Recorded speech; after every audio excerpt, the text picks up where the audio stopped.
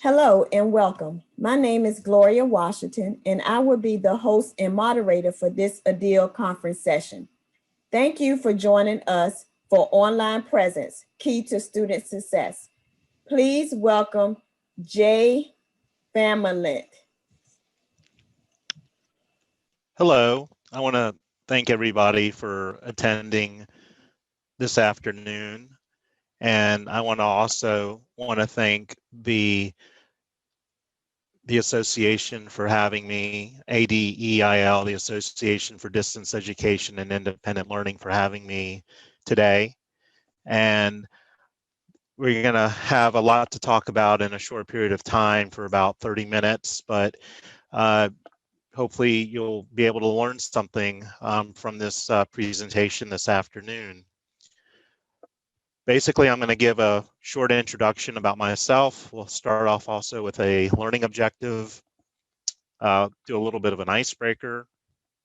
I want to go over a concept called community of inquiry framework.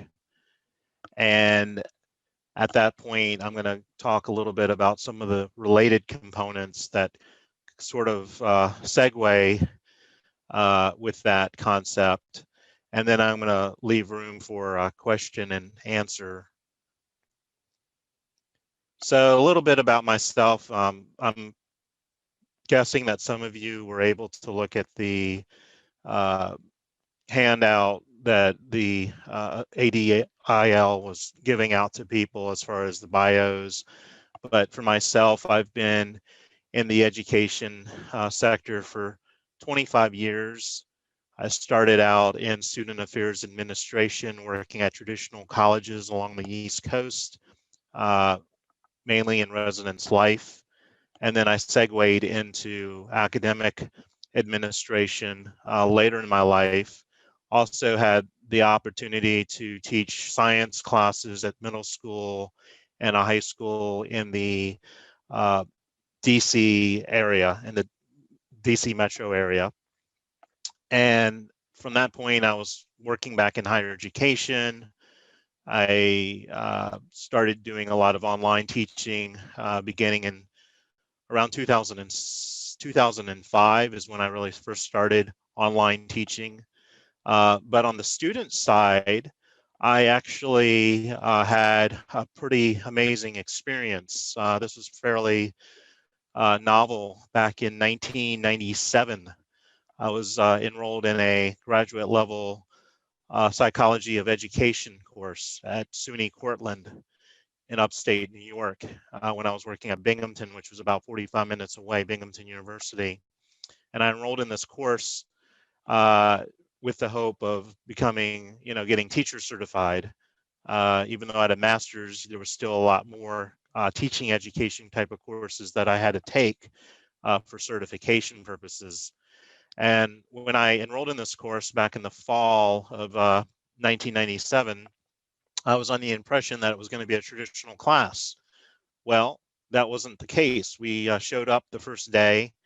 The instructor, the professor basically was like, hey, this is going to be the first time you're going to see me.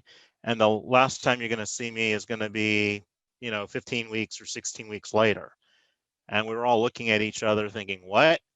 And she actually had the course set up on the Blackboard LMS, a learning management system that some of you probably know about or have heard about. And this was back in 1997. And, internet was really starting to take off really around 1995. There have been institutions, one of my alma maters, Old Dominion University, was doing something called Teletechnet for many years with the Navy, primarily the Navy, but other military. And there have obviously been a lot of other type of institutions that have also been leaders in distance or online learning. So I'm happy to present. I'm happy to share some of my experiences, and just wanted to kind of start off with that little bit of tidbit information. So at this point, I just want to try to gain a sense of who you are. And there are two questions. I think the first one will pop up soon. If you wouldn't mind filling out this question: how many years have you been teaching online courses? You can see the range. Just want to kind of get a feeling of how many people, what your ranges are, just to kind of get an idea of where folks are. So it looks like we're getting some good responses. We're at 14 out of 20, so a few more people waiting on. It looks pretty even across the board from what I'm looking at, just from the numbers. Everything's looking fairly even. We have some folks that are relatively new, and we also have some seasoned people, and then all in between. So that's interesting. That's really good for me to know as we have a short period of time. That's a very good thing to know about. So it seems fairly even. I'm going to go ahead and we can share results. And then there's a second item that will pop up that I'd like for all of you to also answer, if you don't mind. Do you consider yourself shy? And be honest. So we're halfway through. This is quick. It's a yes or no. So we have folks that are more outgoing in a sense, or not as shy, it seems like at this point. We still have a few people that are maybe hesitating. I don't know if they're shy to answer the question or not, but if we can get a couple more folks to respond, we'll give it another 5 more seconds or so, and then we can end this one.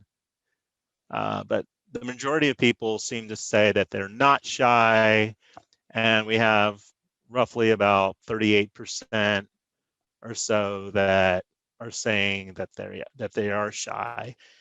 And the reason why I ask this is, to an extent, it's good for me to know. And when you're teaching, particularly whether it's face to face or even online, to get some kind of a sense of your participant or the student, particularly when it comes to engagement. And one of the biggest challenge when you're teaching online, of course, is the lack of nonverbal communication, which is really the essence of communication in itself. The tone, the facial, the gestures, all of that come into play. And when you're in a classroom setting, you can certainly see that. If you're on a camera and you have your students on camera, yeah, you can maybe tell a little bit, but sometimes the camera can hide and not be as telling, so to speak. So I just wanted to kind of get a sense of where folks were there. I was contemplating about asking about if you're an extrovert or an introvert, but the common misconception with that is you can be an introvert and be very outgoing. You just don't get your stimulation from your environment. So I didn't want to word it that way. Well, thank you for participating in that icebreaker for me. So today I want to try to accomplish when we're done with this presentation. Now, I would hope all of you will be able to apply some of these strategies that I'm going to go over to increase student engagement in your online courses. And even if you do face-to-face, you can incorporate some of these strategies in face-to-face instruction. So we're going to talk a little bit about this concept, and I want to actually segue into something else as part of this presentation. There seems to be maybe a little bit of a lag with the screen. I went backwards. So the concept is community of inquiry framework. And what I'm going to do, and I hope this works, is instead of boring you and talking, I want to show you something that I did this past week. So I'm going to try to pull up the link, and I share the link with you. It's the first link that I put in the chat room, and you can hopefully you can all see this. If you can't, I'm sure one of the moderators will let me know. But you should be seeing the title of this presentation, Online Presence, Key to Student Success. If you don't see it, you can certainly follow along with the link that I provided in the chat room. And what I did was I wanted to kind of put this into like an e-learning format. And I was using a software system that Articulate has developed. It's called Rise 360. Adobe Captivate also, or Adobe has a similar project called a product called Spark. So what I did was I kind of try to emulate what I'm doing with you guys here on a more of a live kind of a platform, if you want to call it that, a very working document. So it has my little blurb of what you saw in the handout earlier. And if you want to start the course, you just, press the little button here and it should begin. You see a little bit of me, a little bit of this is the same blurb that was also in the literature, picture of myself. Uh, there's an audio, a component. I'll play a little bit of it. I'm not going to play the whole thing because I'm trying to be mindful of our time together, but I don't know if you'll hear this.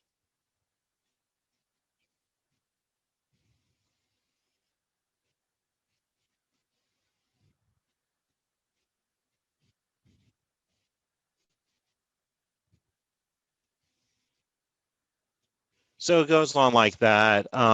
For people that might be a little bit of hearing impaired, I wanted to also have the transcript below where I'm welcoming, students or participants or whoever the audience is.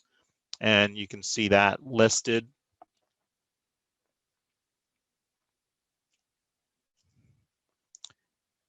And then here's the learning objective that I have here. And then for this part, the community of inquiry framework, it basically, I have a very simple explanation of what it is. This was designed a while ago by two folks that are more credited for it than anything else, Charles Sanders Peirce and John Dewey. And it consists of three dimensions. You have your social presence, teaching presence, and cognitive presence. And while each of these dimensions act independently of one another, they can overlap, and ultimately they contribute to the overall learning experience. And this is really a critical concept when it comes to engagement. You can see there's a Venn diagram that's here that kind of conveys the point, how there's crossover, and how ultimately this all factors into that educational experience that you get from students. Um, there's a video vignette, and I believe we have about 30 minutes left with about 15 minutes of time remaining. So I don't want to play the entire video, but we'll play maybe a minute or two so you can just get an idea.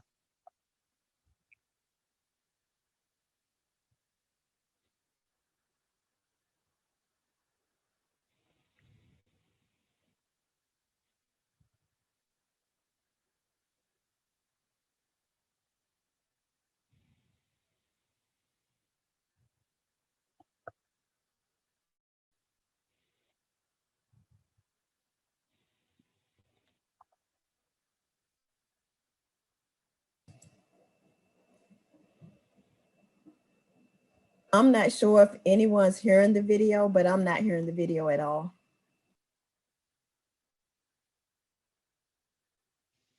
Then I'll go ahead and stop it. Thanks for letting me know.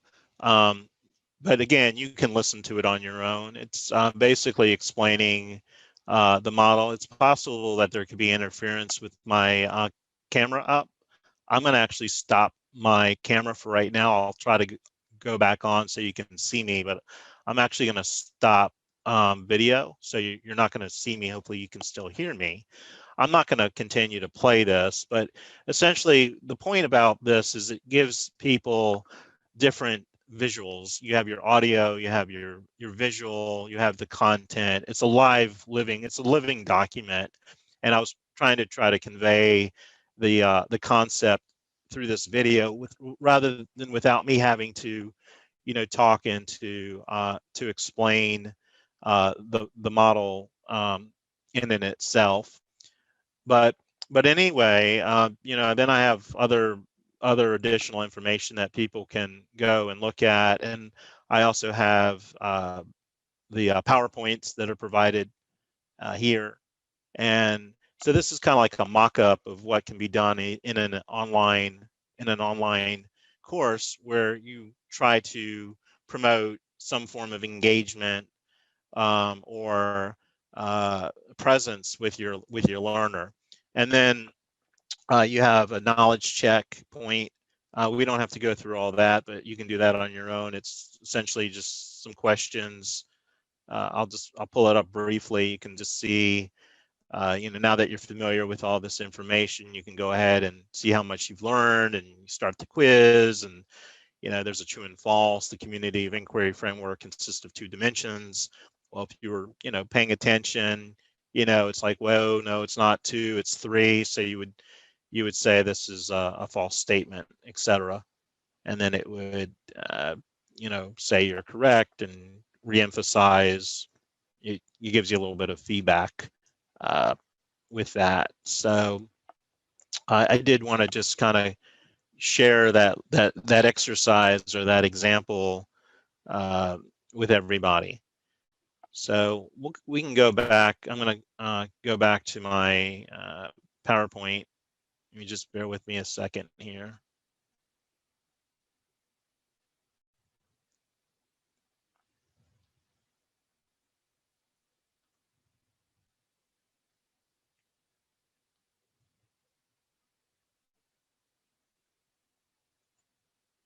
I don't know if it just disappeared or what.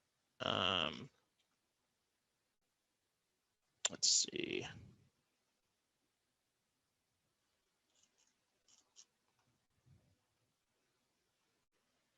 think we're back. Are you able to see this? Yes, we can. Good, thank you. Okay. So let me talk a little bit about the dimensions briefly. I mentioned about the social presence, and I have some examples, that are bulleted that talk about what social presence means. We're talking about making that human type of connection by what is also known as a teaching persona. Each one of us, when you're facilitating or instructing, you have your own personality, your own style. But when you're in an e-learning format, like I said, you don't have that non-verbal aspect. So it's really important to show it, to show it through pictures, through video, through audio. And that's what I was trying to convey with that little presentation that I just made with you guys. It's important to have that kind of contact with your students or participants, trainees, whatever the learning event is or training event is, and having office hours, whether virtual or even with me. I still have folks who are welcome to call me. If you don't want to go on some of these examples that I have listed, phone calls can certainly help too. Weekly announcements, checking in are very favorable. And again, the icebreaker, I know with time, we have a short period of time, but I did an icebreaker with all of you and try to get a sense, gauge who your learners are, and it helps build with camaraderie. There's so many other things that can go over with social presence, but these are some of, in my opinion, the big items.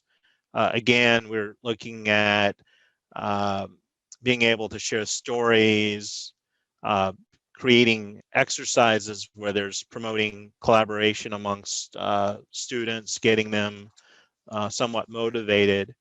And then when you're speaking to students, using some of this verbal immediacy, using humor lightly asking questions to clarify, praising, addressing people by their name, giving examples, or different ways of executing verbal immediacy.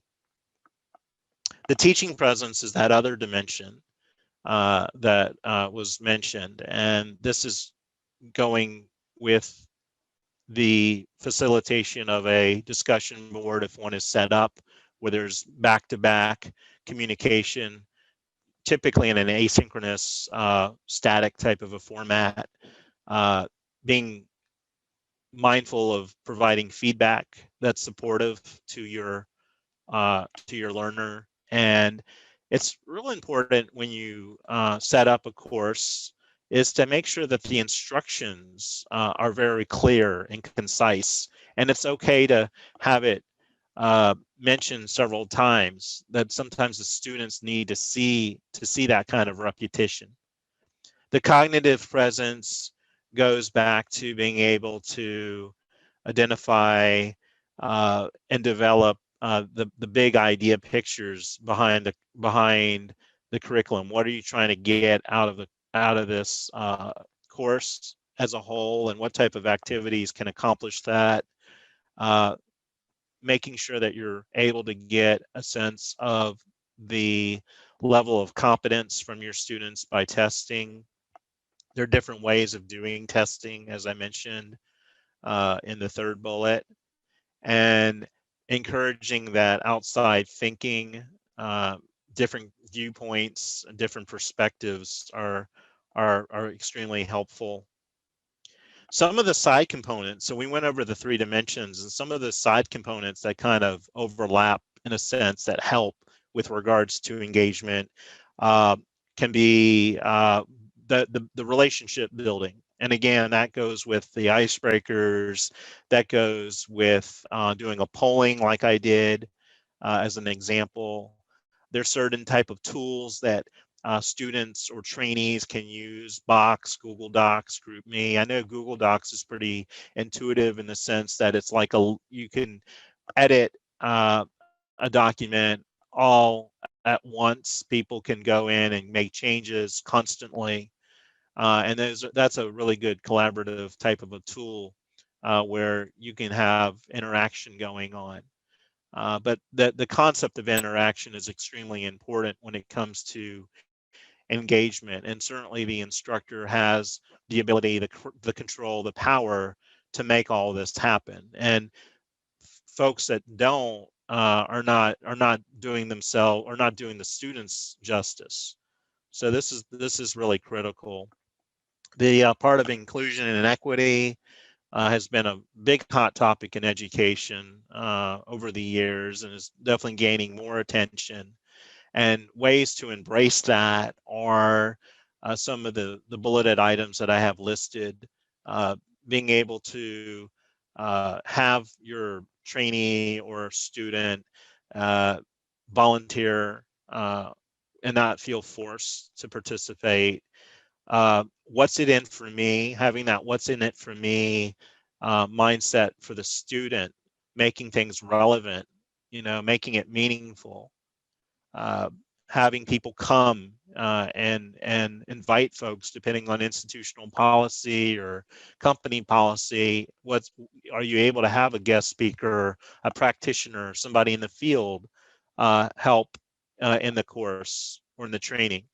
That open door policy, accessibility, flexibility, and knowing your students, being able to really get to know your students and connect and form that type of connection with them is vital. That's very important.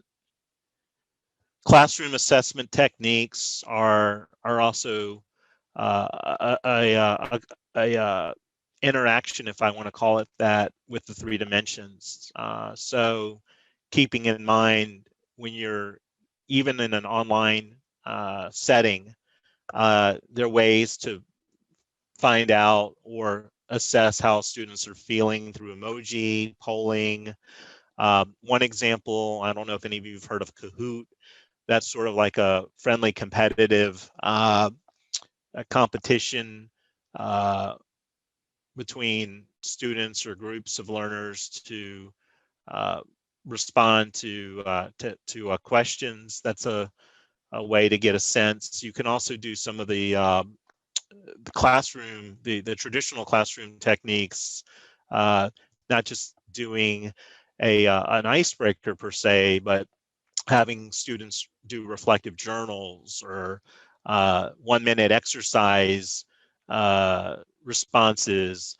There's 100 of different types of ways to assess if learning is happening in that formative in a formative manner. This is more formative classroom assessment, not as much of the summative, which would be more of the exams and the quizzing, but the formative assessment is on the spot. How are students getting it? And you can do that online through these techniques that I've mentioned, polling, survey, having them answer questions, that type of thing. And there are probably a whole slew of other approaches, but this just kind of gets you in the mind frame of the importance of doing that. Because if you're not doing that, if you don't have a pulse of your student or your trainee, you're going to lose them. You're going to lose them. It's important to know how they're doing in the course.